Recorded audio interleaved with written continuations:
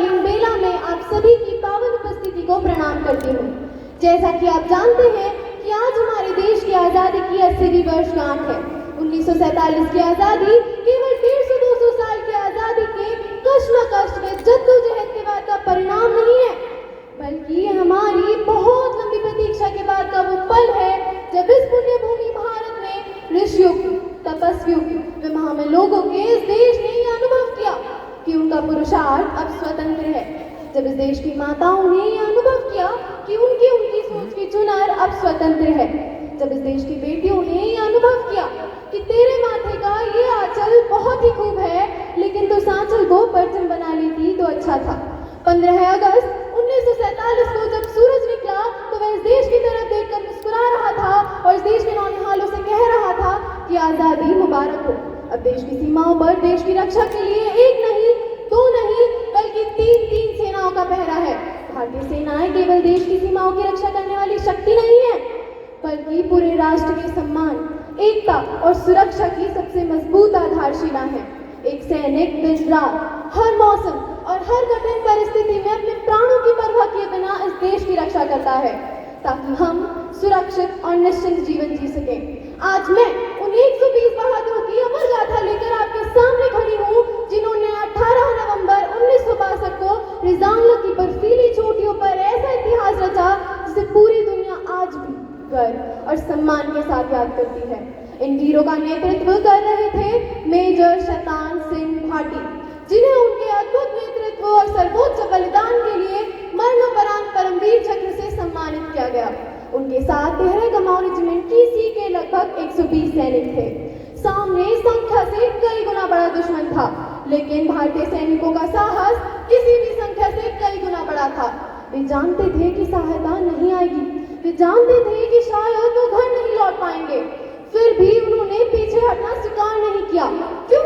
क्योंकि उन्होंने अपने जीवन से पहले भारत को चुना। उनके लिए उनके परिवार से पहले थी मातृभूमि। आज 120 बहादुर जैसी घटना केवल इतिहास नहीं बताती, बल्कि यह एहसास कराती है कि हमारी आज़ादी और सुरक्षा की कीमत क्या है। अंत में अपने शब्दों को विराम देते हुए इस कविता के माध्यम से देश के प्रत्येक अमर शहीद को श्रद्धांजलि अर्पित करती हूँ। है नमन उनको कि जो इस देह को अमृत देकर इस जगत में शौर्य की जीवित कहानी हो गए हैं। है नमन उनको कि जिनके सामने बौना हिमालय जो धरा पर गिर गए पर आसमानी हो गए। कि पिता जिसके रक्त ने उज्जवल किया कुलवंश माथा, माँ वही जो दूध से इस देश की रज तौले लाई। बहन जिसने सावनों में भर लिया पतझड़ स्वयं ही, हाथ ने उलझी कलाई से जो राखी खोल लाई।